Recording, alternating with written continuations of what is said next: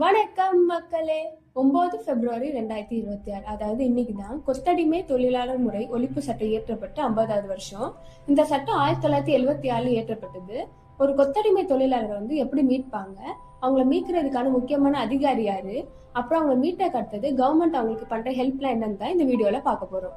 முதல்ல கொத்தடிமை தொழிலாளர் முறை ஒழிப்பு சட்டம், அதாவது bonded labour system abolition act 1976 இயற்றப்பட்டது. இந்த கொத்தடிமை தொழிலாளர் மீட்டு கவர்மெண்டோட பண உதவி தரது, அப்புறம் மறுவாழ்வு ஏற்படுத்தி தரது, இது எல்லாமே டிஸ்ட்ரிக்ட் மேஜிஸ்ட்ரேட் அதாவது கலெக்டர் தான் பண்ணுவாங்க. தமிழ்நாடு பொறுத்தவரை ஆர்டிஓ தான் ஃபீல்டு ஒர்க் பண்ணுவாங்க, அதாவது நேரடியா போய் அவங்களை மீட்கிறது எல்லாமே ஆர்டிஓ தான். அவங்கள மீட் அப்புறம் என்ன பண்ணுவாங்கன்னா 24 மணி நேரத்துல இன்வெஸ்டிகேட் பண்ணி அவங்க உண்மையாவே கொத்தடிமை தொழிலாளர் தான் இருக்காங்கன்னு தெரிஞ்ச அப்புறமா ஆர்டிஓ ரிலீஸ் சர்டிபிகேட் ரெடி பண்ணுவாங்க.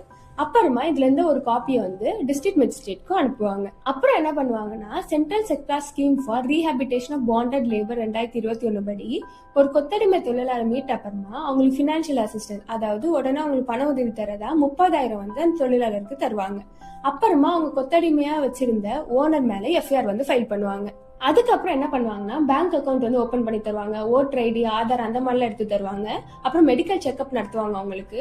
அதே மாதிரி அவங்களோட சொந்த ஊருக்கு அனுப்புறதுக்கான வேலையில ஈடுபடுவாங்க. இந்த ப்ராசஸ் எல்லாமே டிஸ்ட்ரிக்ட் மேஜிஸ்ட்ரேட் தான் பாத்துப்பாங்க, அவங்கள சொந்த ஊருக்கு அனுப்புற ப்ராசஸ் எல்லாமே.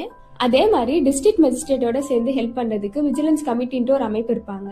அவங்க டிஸ்ட்ரிக்ட் மேஜிஸ்ட்ரேட்க்கு அட்வைஸ் எல்லாம் பண்ணுவாங்க. அதே மாதிரி அந்த கொத்தடிமை தொழிலாளருக்கு கவர்மெண்ட்ல இருந்து வர பினான்சியல் அசிஸ்டன்ஸ் எல்லாம் கரெக்டா வருதான்னு பாத்துப்பாங்க.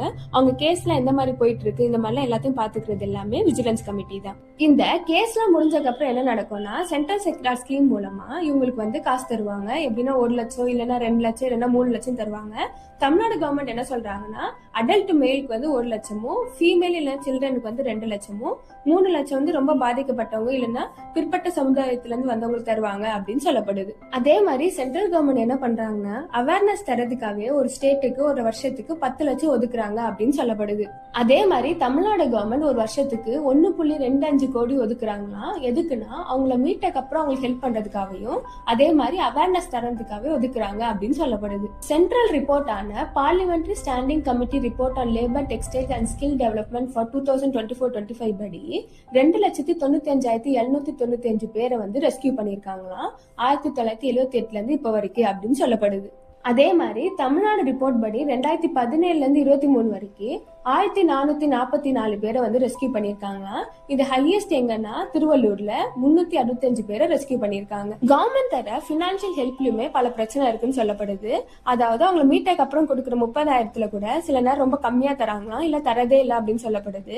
அதே மாதிரி இந்த கேஸ் எல்லாம் முடிஞ்ச கத்த தர வேண்டிய 1 லட்சம் 2 லட்சம் இல்ல 3 லட்சம் இருக்குல்ல, அதுலயுமே அவங்க சில நேரம் தராங்க இல்லைன்னா தராமே விட்டுறாங்க அப்படின்னு சொல்லப்படுது. அதே மாதிரி அந்த கொத்தடிமை தொழிலாளர்கள் என்னெல்லாம் கஷ்டப்படுறாங்கன்னு பாத்தீங்கன்னா அவங்க வெளியே வந்த கத்தது அவங்களுக்கு கரெக்டான வேலை கிடைக்க மாட்டேங்குதுன்னு ரொம்ப கஷ்டப்படுறாங்க.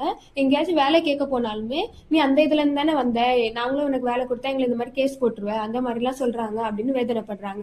சில என்ஜிஓஸ் தான் அவங்களுக்கு ஹெல்ப் பண்ணி மறுவாழ்வு தந்து ஹெல்ப் பண்றாங்க.